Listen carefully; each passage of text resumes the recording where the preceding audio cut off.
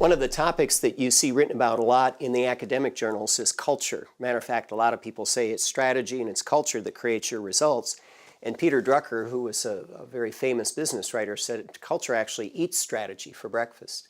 And we got a great group here today. Renji Nair, who's also a PhD, has written a book called Potluck Culture, 5 Strategies to Engage the Modern Workforce.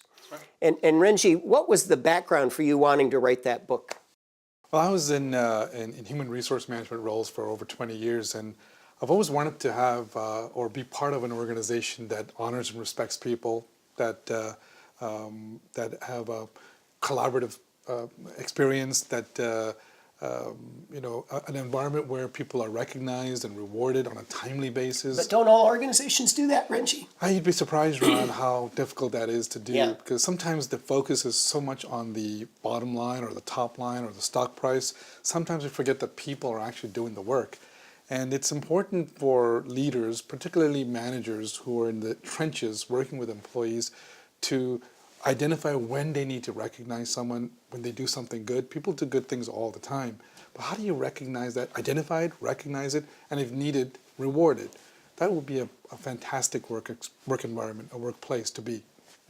And Courtney, you've had a pretty good career. You're young, but you've still had a pretty broad set of experiences already. You've done a lot in the advertising world and media and event planning, things like that.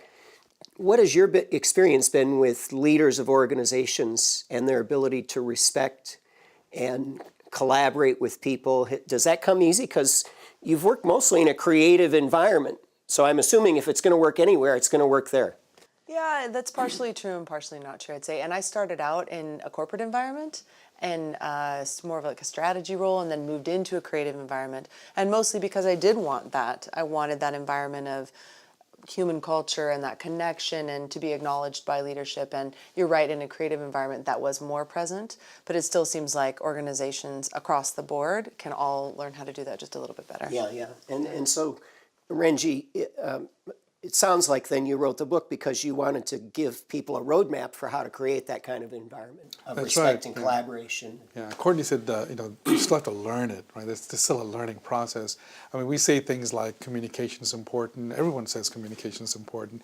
We say things like we have to recognize and honor people. Well, of course we have to do that. But there is a process of how to do it right and how to do it well. So the book offers a sort of a checklist of 5 things that managers can do really well at. So those 5 things are? The first is, when we talk about talent management starts with hiring the person right the first time. It's such a travesty if you hire the wrong person for your company because their values are different than your company's values. And worst of all, you put them in the wrong job. They're going to quit, or they're going to be fired invariably in a short order. So getting the right person in the right job at the right time, right out of the gate, is the most important. And so before we go on to the next 4, we all see these surveys that talk about engagement levels, and the best surveys I see are maybe 30% of employees are engaged, meaning they go to work excited and loving what they do, and that the other 70% are either tolerating it for a paycheck or sometimes looking for an escape, right, because they hate where they're at. Yeah. So is getting the right fit part of solving the engagement problem?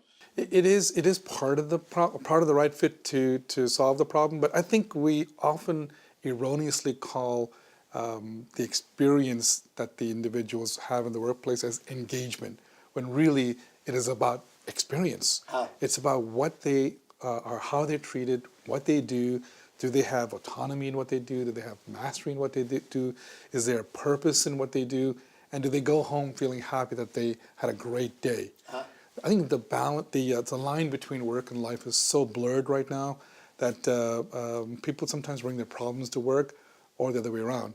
So it's important that it's not just about engagement scores that we should be measuring, but the experience level on a day-to-day basis that people experience. And in a way, potluck culture is the employee experience. That's right. Yeah, and so we've probably all been to potlucks. Yeah, potlucks, the analogy here, as you pointed out, Ron, is, I think everyone's been to a potluck at some point in their lives. At a potluck, you're proud of the dish that you bring to the table because everybody brings something to the table. And at that potluck, there's great dialogue that occurs. People talk about their experiences, that they spent all night cooking, or they're proud of their grandmother's recipes that they want to share. The CEO might be in the same room with the person who just joined the company, or someone on the lowest rung on the ladder, but they're having an equal dialogue, a person-to-person dialogue. There are no hierarchies, there's no agendas. It's just people enjoying themselves and great dialogue that's manifesting. Yeah, so get the right fit, number one. And we're going to go to the next one, but let me come to you with, in the work that you do with companies, how do you practically get the right fit? How is it that you go about making sure that they have the right person in the right job doing the right thing? We look at, first of all, benchmarking the job. So benchmarking the job. Yeah, so let's look at what are the 3 to 5 key results that would reflect superior performance in the job. And what we'll do is we'll get together 5 to 7 stakeholders that know the position really well, and we'll have a 2-hour, hour and a half, 2-hour discussion about what the key results might be. That's almost the best part of the whole thing, because you get 5 to 7 people that think they know what's the new director of sales supposed to be doing, what are the results we're looking for, and they all have different ways of looking at that particular position. And so we have that discussion, we agree on 3 to 5 key results, and then they go off for half an hour and they take one of our Target Training International tools and come back, and we compile all the data, and we come up with a profile for the position. So it's like a blueprint that you just created. It's terrific. And then what happens is then we interview people and we get down to the final 3 and we have them complete the same instrument, and then we can compare them against the benchmark, against each other, and it also gives us interview questions for each of the categories that we've got them. So you're saying that you use this in order to make sure you get the right person in the job to begin with. So that's the hiring process. I'm assuming, based on what you've described, that's a great tool for onboarding as well, because now the new person coming into the job, you can show them a very clear picture of what the job looks like when it's performed at a superior level, and what are the traits or the habits or the behaviors that are going to help them achieve those results. Yeah, absolutely, Ron. And the other great thing is that the leader of the team also has the same data on them. And so I'll sit down with the leader and the new employee, and the new employee is going to learn things about the leader that might have taken them a year and a half to learn. And over 6 sessions over about 3 months, the new employee being onboarded has a really good picture of what the leader is looking for, how to communicate with them, what their motivators are, and vice versa. And then you expose the entire team to the new person, and all of a sudden things are off and running, and you've narrowed the gap of speeding up the process for them really getting engaged and ingrained in the team. Yeah, It's fabulous. So I think that maybe 80% of great supervision is making sure you start with the right person. But it's only 1 out of 5 ideas behind building a potluck culture. So what's strategy number 2? Strategy number 2 talks about dialogue and conversation. I call it creating a culture of dialogue. What that means is there an environment where the employees are free to speak their minds? They're not admonished for challenging the status quo. There's actual questioning and answering and feedback that occurs on a timely basis. We don't wait till the end of the year to give feedback on how someone's doing, but do it throughout the year. Especially when something wrong happens, then immediately address the issue in a positive, nurturing manner. But too often we underestimate the challenges of how to communicate. Dialogue is not easy to manifest. People have different backgrounds, their experiences are varied, their upbringing is different, they have different worldviews, they have different political affiliations and so on. So invariably there's conflict that's sort of the 800-pound gorilla in the room. Yeah. But if we can get past that and learn how to communicate, learn how to have dialogue by asking the right questions, having the right intent when you're trying to communicate with someone. If your intent is truly to help that person, then you'll come from the right place. But if your intent is something else, let's say it's a profit motivator or for your own self-advancement, I think you're off to a bad start. Yeah, your intent must be in the right place. The culture of an organization that's manifested through dialogue can only occur if empathetic orientation is resident in the part of the people having the conversation. Yeah, yeah. Renji, I have a question for you. My wife she works in a hospital. She's a physical therapist. Performance evaluation once a year. She came home almost in tears the other night because the fellow who she reports to doesn't really know what she does and is giving her numbers and evaluation that she doesn't agree with. So is this going to continue, this once a year evaluation? I think that's a great question. I talked about empathy just now.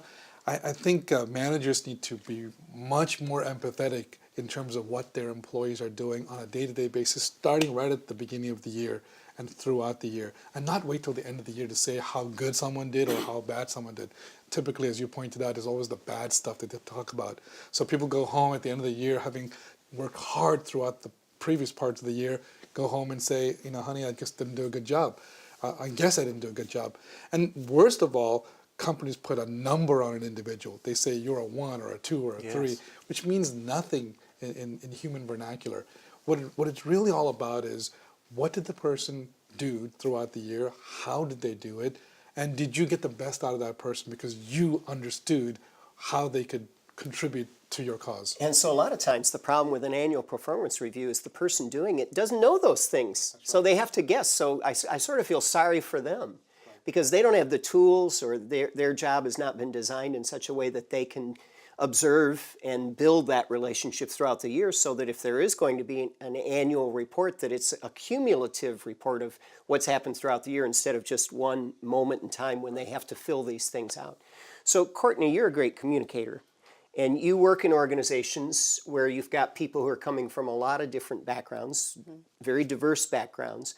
What's the key in your mind to developing a deep understanding of an individual? That's a complex question, number one.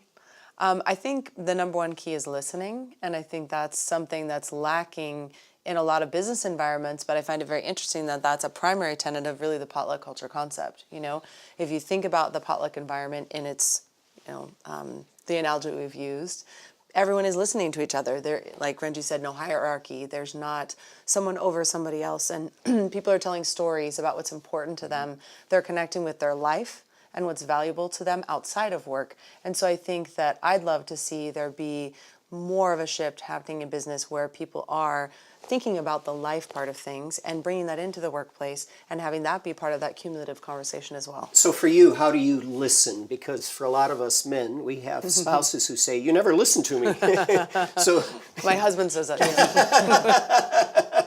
So if you're teaching a leader how to be a better listener, what are some of the ideas that you'd give them? Are there exercises you'd have them do? Or Yeah, I mean, some of it's really common sense. I think some of it is just engaging with your face and your body in some way, giving them eye contact, smiling when they say something, nodding a little, using your hands to talk back to them, maybe even a little bit, reiterating something they say. And I heard you say this. Is that what you meant? So and you're reflecting reframing it back, yeah, reframing it a little, because it feels like when it all comes from one side, it's a little too dogmatic, and maybe that's part of that annual review concept that we might be kicking out the door. Yeah. So a couple things I've seen with leaders is, one is sometimes they think of dialogue as, I'm going to get together with the team and tell them what to do. So to them, a culture of dialogue is about me giving everybody instructions or me teaching people how to do it my way. And so in this case, I think a lot of times we can be guilty of listening to fix the other. Oh, I'll listen to you long enough to find out where you're wrong so I know where I need to fix you. Right. And so that's one of the things that strikes me when you think about building a culture of dialogue. But the other thing that strikes me that Whit has, I've seen him do brilliant work in this area, is part of building a culture of dialogue is learning how to build a culture of giving and receiving feedback really well. Right. So when you're working with a new group, how do you introduce the topic of, we got to get good at giving and receiving feedback with each other? Yeah. The first thing I do is I put a picture of a scale up on the PowerPoint, and I say, that's the best You mean like a thing that has my weight? Your weight. And I say, there's a form of feedback. You need more of that every day. It's the breakfast of champions, getting feedback. People are fearful about feedback because if I asked you, Ron, would you like some feedback? Most of the time I get a reaction of, ugh, what didn't I do well? So they're just ready for what they didn't do well. We're not good as a society, as a culture, of saying, hey, Renji, I thought you did fabulously yesterday with that particular client. You listened well, you asked great questions, and you're always waiting for, yeah, but what else? Yeah, but what else? What didn't I do well? So in setting up teams to start to practice feedback, first of all, I want them to identify something specifically that they'd like others to watch. Give me an example. So you might say, how did I do in that presentation? And I went, well, first of all, why didn't you ask me before the presentation? And secondly, did you want me to count the ums, or did you want me to look at how you're using your hands? Or did you want me to tell you about how you were moving around the stage? If you tell me that ahead of time, give me specifics, I can be watching for that. And I was giving a talk at Boston Children's Hospital some time ago, and afterwards Whit said, would you like some feedback, Ron? And tell them what feedback you gave me. So Ron, of course, says, yes, I'd love some feedback. You know, he's one of the few people that loves it. And he said, yes, I'd like some feedback. And I said, well, you spent most of your time fiddling with the buttons and unbuttoning your jacket and buttoning your jacket and unbuttoning. He said, I had no clue. Yeah. So the thing about feedback that you've just highlighted is it's opening a window shade so people can see themselves from our eyes. Yeah. So be specific when you're asking for it, and then you're going to get good feedback. When you're delivering it, I think of a couple of C's. Be caring, be concise, and be specific about the kind of feedback. Yeah, it's not a C. I couldn't think of the third C. Yeah. But be very specific with what you're doing, and do it with some empathy and some care, because sometimes people struggle with it, and give them something. Maybe the third was constructive. Yeah. There And you we work with leadership teams helping to develop their feedback skills. I remember we had a recent experience where after a smaller team did a presentation and we're practicing giving and receiving feedback, one of the people that was giving feedback had 3 pages of feedback, almost all negative. And after the second page, nobody was listening. So they weren't following your 3 C's very well. Yeah. And Courtney, were you going to add something? Yeah, thank you for bringing that back. I think we're moving into a time frame when leadership's getting a little more flat. Yeah. And with that, it feels like leaders need to be willing to listen to people on their team and create that dialogue, because they have a lot to learn. Yeah. And those people have a lot to give, and the value of those people and valuing them is going to help retain them in that organization. And, and they'll learn. I mean, I know I just said that twice, but I mean it twice. Yeah. Good. So a culture of dialogue, number 2. Number 3, in potluck culture. Yeah, the third strategy, Ron, is I call it take money off the table.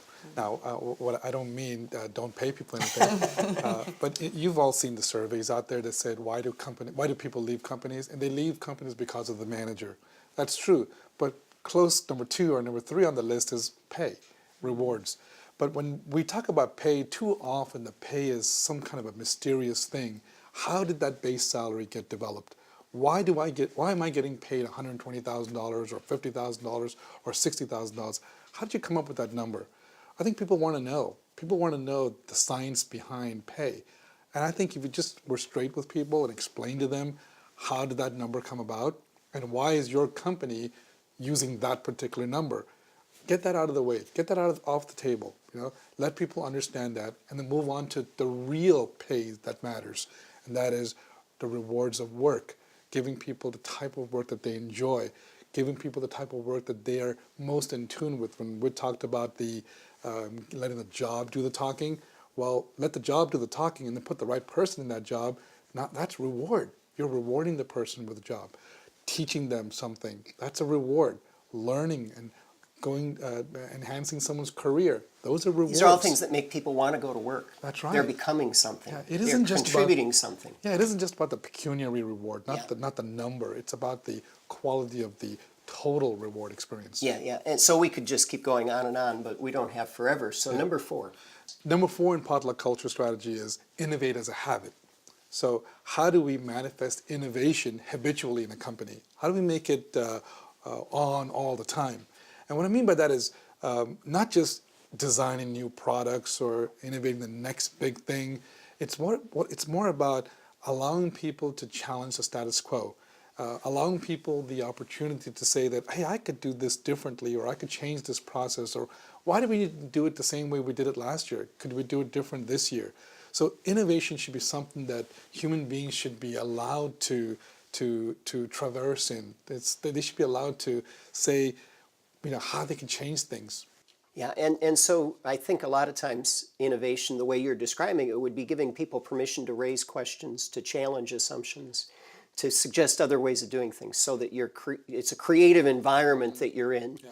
At its rudimentary level, it's that. But that process can manifest eventually into coming up with a brand new product that could change this company's trajectory or change this company's future.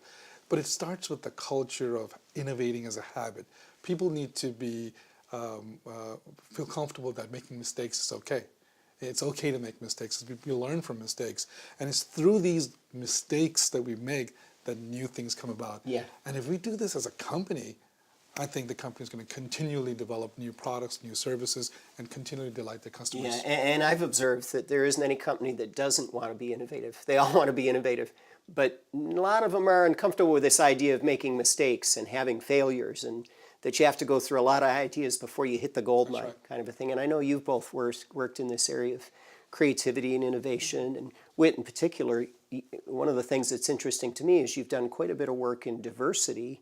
And I used to think about diversity being a government program. I used to be, it was we have to do this or the government's going to be angry at us. But I began to recognize at some point that diversity is about a strategic advantage.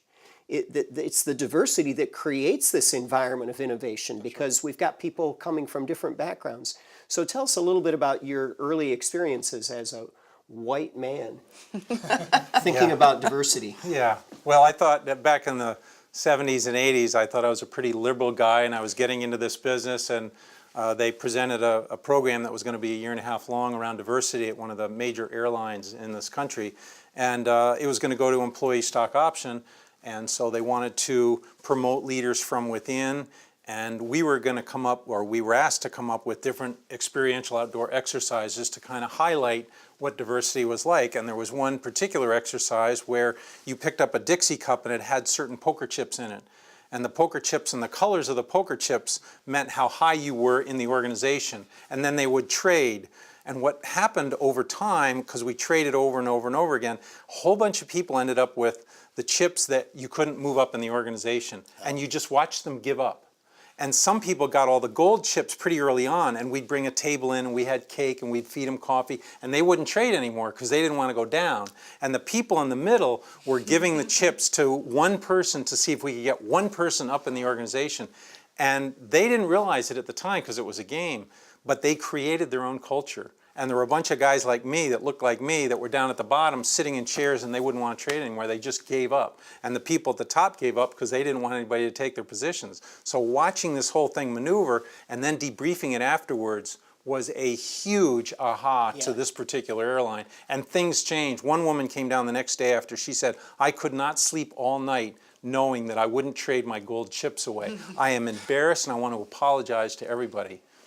Courtney, I know that from conversations that we've had, one of the things that you're really passionate about is you consider yourself a creative. We only have to look at your LinkedIn photo to understand that, my or look at fingernails? your nails. Yeah. And I know that this is one of the areas where building a habit of innovation is important for you, but probably a little bit frustrating for you because a lot of us are more business-minded and we're always thinking about what are we going to create in a business result. Yeah. And I'm not accusing you of not caring about that, but Yeah. I think you have a little different approach. I do, but I also have the mindset that everyone's born to be creative and some of us just don't know it yet. And I think it has to be unearthed and brought out of people and kind of cultured out of people, and they have to have an opportunity to unblock it. But I have, in my work, defined 5 types of creatives, and I think almost everybody fits into one of those types. Wow, is that going to be a book? Yes, it already is. It's already in progress. Great, that's It's wonderful. already in progress. So before we get to the 5 types of creatives, let's come back to the 5th strategy in potluck culture. The 5th strategy in potluck culture is make work meaningful. I know we spend so much of our time at work. Literally, the work day gets extended and extended and extended, and then it's so important that we are, happy with what we do, the work that we do. Again, going back to Whit and the job itself, right? Making sure that the job sings to us and tells us what it needs, and then matching the right person to the job is the first step, matching persons to the job. But it's way beyond that. It goes much more deeper than that. It's about what does the person do 5 years from now, 10 years from now. It's about succession. Every organization needs to be wary of who is next in line, who can do something different. And over time, shapes, minds are changed, ideologies shift, experiences change. Someone might find an aha and say that I don't want to do this job anymore, I want to do that job. Maybe an accountant is really a salesperson, or a marketeer is really an accountant. It's important for leaders to identify those types and make work meaningful for them. And finally, it's about having some purpose in what you do so that when you go to work, you go home at the end of the day feeling great about what you did because you had an organization that revered what you did, recognized what you did, and rewarded you for what you did. So you've had leadership positions at Price Waterhouse and at Bank of America and Honeywell and Global Foundries and Micron Tech. I mean, you've had a pretty interesting career. You've had an opportunity to see a lot of organizations and look at a lot of leaders. Is there one that sticks out to you that's done the best job of getting close to this thing that you describe, a potluck culture? Yeah, I think when I was at Bank of America, it was during the heydays of the company where performance and pay for performance was this big initiative. It isn't anything different. All companies have pay for performance, but what this company did that was a little bit different was that they reviewed the concept of feedback. Just in time feedback. Not wait 2 or 3 weeks and think about feedback. When you see an opportunity to provide feedback to someone, they gave it. And I know you've told me from conversations that we've had that the whole key to that becoming a part of their cultural DNA was that the CEO was passionate about getting feedback himself. That's right. He was constantly asking. Yeah, I remember an incident where right after a board meeting, he came out of the meeting and the first thing he grabbed someone and says, "Give me feedback. How did I do?" And he set the tone for the rest of the company. It is about identifying when someone needs assistance and when someone needs a shoulder to cry on or a hug. I think it's important for us to recognize that because feedback's a gift. And as Whit said, it's balancing it. It's not just telling them when they've done something wrong, but it's both what you could do better, but what did you do well? So potluck culture, 5 strategies to engage the modern workforce. Right.